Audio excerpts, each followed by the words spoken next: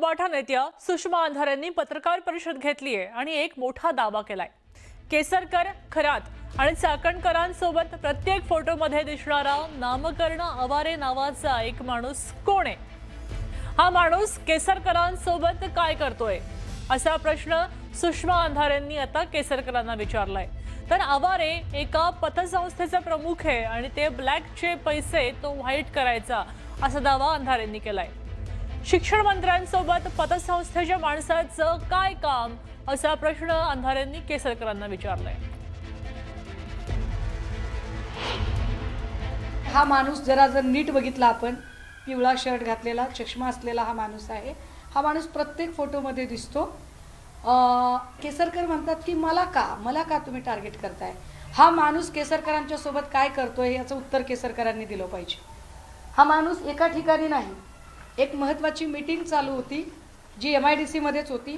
या मीटिंगमध्ये पण हा माणूस इथे दिसतोय, हा मीटिंगमध्ये दिसतोय। एवढंच नाही, मी जो चाकणकरांचा सगळ्यात आधी पहिला व्हिडिओ शेअर केला होता ज्याच्यामध्ये चाकणकर खरातची पाद्यपूजा करत होत्या, तेव्हा खरातची पाद्यपूजा चालू असताना खरातच्या बाजूला बसलेला जो माणूस आहे तो हाच माणूस आहे। हा माणूस कोण आहे? लोक दबक्या आवाजात सांगतात की अनेक बड्या नेत्यांचे, अधिकाऱ्यांचे, कर्मचाऱ्यांचे पैसे ब्लॅकचे व्हाईट करायचं काम हा जगदंब पतसंस्थेमार्फत करत होता। खरं की खोटं पोलिसांनी तपासावं, पण याला रेकॉर्डवर आणणं गरजेचं आहे।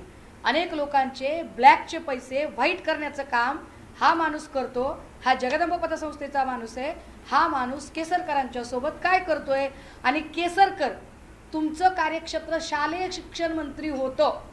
शालेय शिक्षण मंत्र्याचं एका पतसंस्थेच्या प्रमुखासोबत काय बोलणं चाललंय?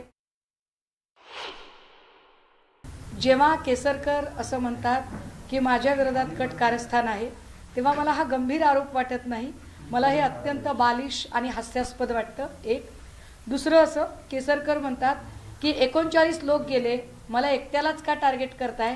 याचा अर्थ केसरकर हे स्वतः मान्य करतात की होय, मी खरातशी संपर्कात होतो, हे ते स्वतःच मान्य करतात। एकदा भांड फोडाच एकदा भांड। ही जी कोणी 39 नावं आहेत ना, ती 39 नावं येऊ देत। जे कोणी 8-9 मंत्री आहेत ते येऊ देत। जे कोणी 2-3 पोलीस ऑफिसर आहेत ते येऊ देत। जे कोणी ब्युरोक्रेट्स आहेत